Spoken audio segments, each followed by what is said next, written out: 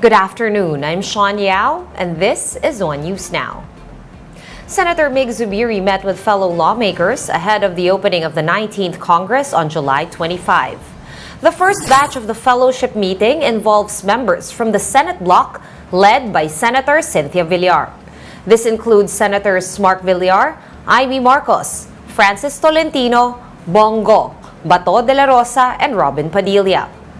Recall that Senator Cynthia gave way to Zubiri in the race for the Senate presidency. Zubiri will meet with another batch of senators soon to discuss pending committee chairmanships.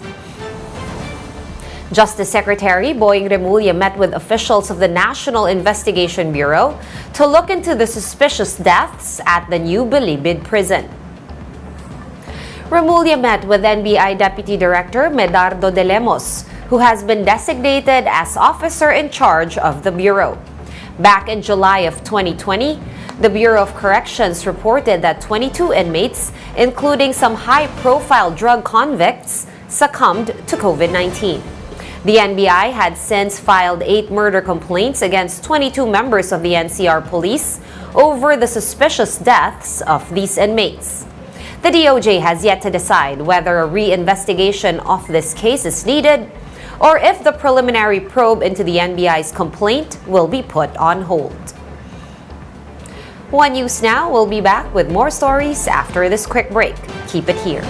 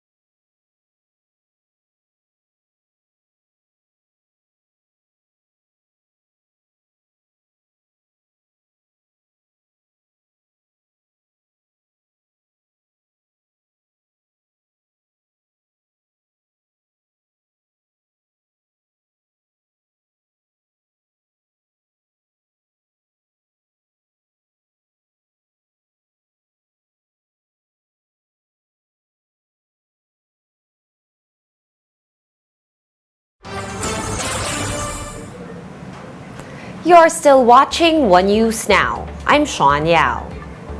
The national government will be pushing through with full face-to-face classes later this year.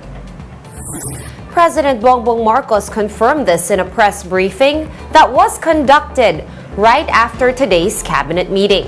Marcos Jr. said that aside from economic matters, the cabinet meeting focused on the specific details of implementing full in-person classes. The president said that the target is to conduct full face-to-face classes by November. We have a plan for full face-to-face by November of this year. September, we will start a phased face-to-face schooling. Kasama dyan, we have to talk about also vaccination, etc., etc. In other news, hospital groups are on the fence about increasing nurses' wages, saying these additional costs will just fall on patients. Camille Samonte with the report. The Filipino Nurses United wants to present their 10-point nurses agenda to the administration of President Ferdinand Bongbong Marcos. This includes the request to increase the entry salary of nurses to 50,000 a month in both public and private hospitals. In an interview at Ted Falilon at DJ Chachas in Radyo 5, Jocelyn Andamo of FNU said nurses are overworked and are not getting paid enough. This is one of the reasons why many nurses are choosing to go abroad instead. Based on their data, out of the 900,000 licensed nurses in the country, 600,000 of them are already working abroad. This as the entry-level salary of nurses in private hospitals here is only at a minimum wage, while those in public hospitals are receiving salary grade 15 or 35,000 pesos. Napakaliit nito, no, para i-sustain o i-support niya ang sarili niya or lalo na ang pamilya niya na naghihirap o maraming unemployed, lalo na ngayon, no, merong crisis tayo, tapos sobrang taas ng inflation rate. So ito ay malaking suporta sa mga nurses para mabigyan sila ng assurance at sinasabi na yung concrete na pangangalaga sa ating mga nurses. However, the Private Hospitals Association of the Philippines believes most hospitals will not be able to provide the higher wages nurses are asking for.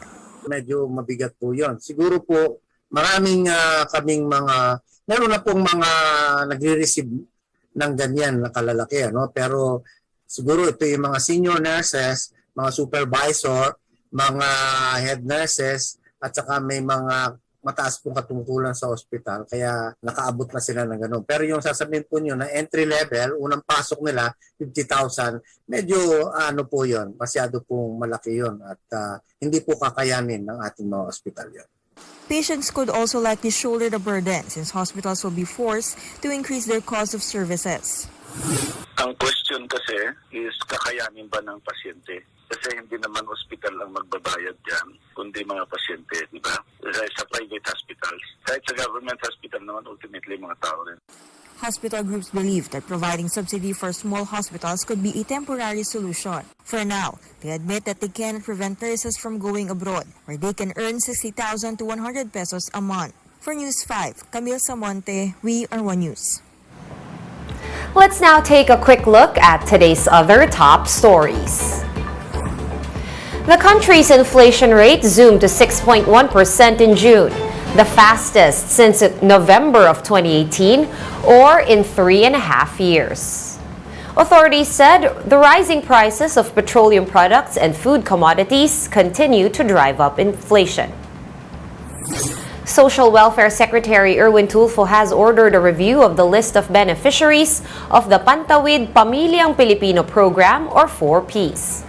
Tulfo said that some people who are not part of the list of eligible beneficiaries were able to receive cash assistance. The National Museum has reopened to the public days after hosting the inauguration of President Bongbong Marcos. The museum is open daily from 9 a.m. to 6 p.m., free of charge to the public. For more updates, visit News 5, The Philippine Star, and Business World online. Visit our website, onenews.ph, for more in-depth analysis. You can also catch One News on Signal Play. Register for a free account at www.signalplay.com and stream One News Live anytime, anywhere. Masks on, wash hands, and stay safe, Philippines. I am Sean Yao. We are One News.